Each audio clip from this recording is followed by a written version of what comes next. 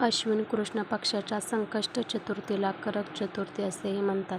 या चतुर्थीला करवा चौथ व्रत केले जाते. विवाहित महिलांना हे व्रत अत्यंत प्रिय आहे. पतीला दीर्घायुष्य लाभावं, सुखसमृद्धी आणि यश प्राप्तीसाठी करवा चौथ व्रत केलं जातं.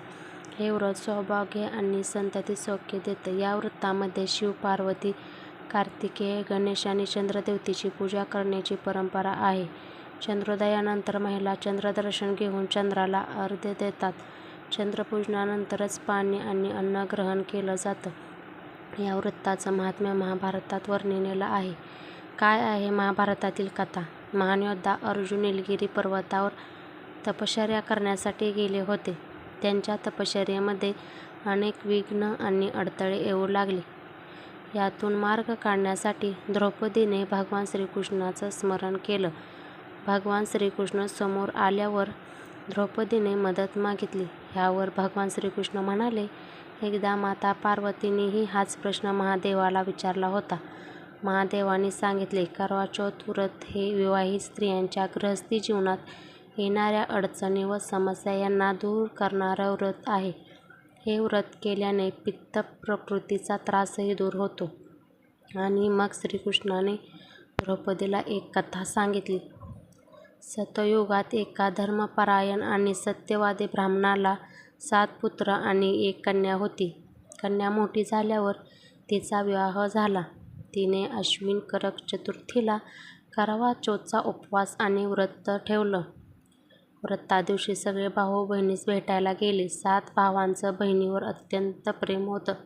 चंद्रोदय होण्यापूर्वीच बहिणीला भूक लागली. तिच्या चेहऱ्यावर असणारी उदासीनता पाहून बहिणीची ही वेदना भावासाठी असह्य झाली.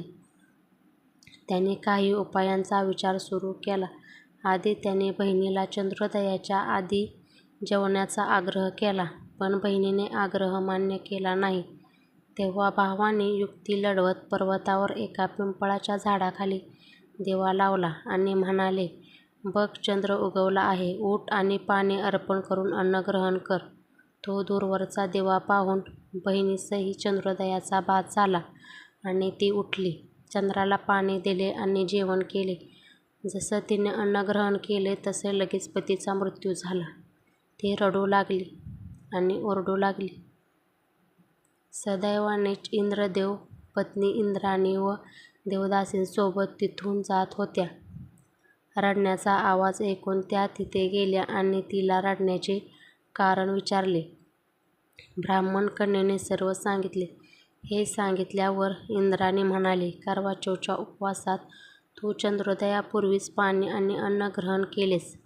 यामुळेच तुझ्या पतीचा अकाली मृत्यू झाला आहे. यावर उपाय म्हणून प्रत्येक करक चतुर्थीला 12 महिने विधीप्रमाणे व्रत करावे. चौथच्या दिवशी गौरी, शिव, गणेश, कार्तिकेय यांच्यासह चंद्राची पूजा कर.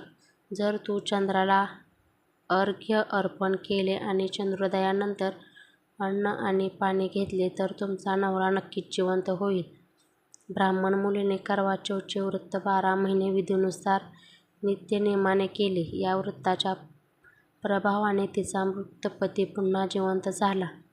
ही कथा सांगितल्यानंतर श्रीकृष्ण द्रौपदीला म्हणाले, तू सुद्धा हे व्रत श्रद्धेने आणि भक्तिभावाने कर.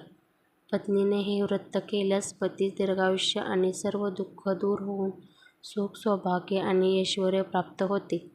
श्रीकृष्णाच्या सांगण्यानुसार द्रौपदीने करवा चौथचे व्रत केले. द्रौपदीच्या व्रताचा प्रभाव आणि परिणाम म्हणून महाभारताच्या युद्धात कौरवांचा पराभव झाला आणि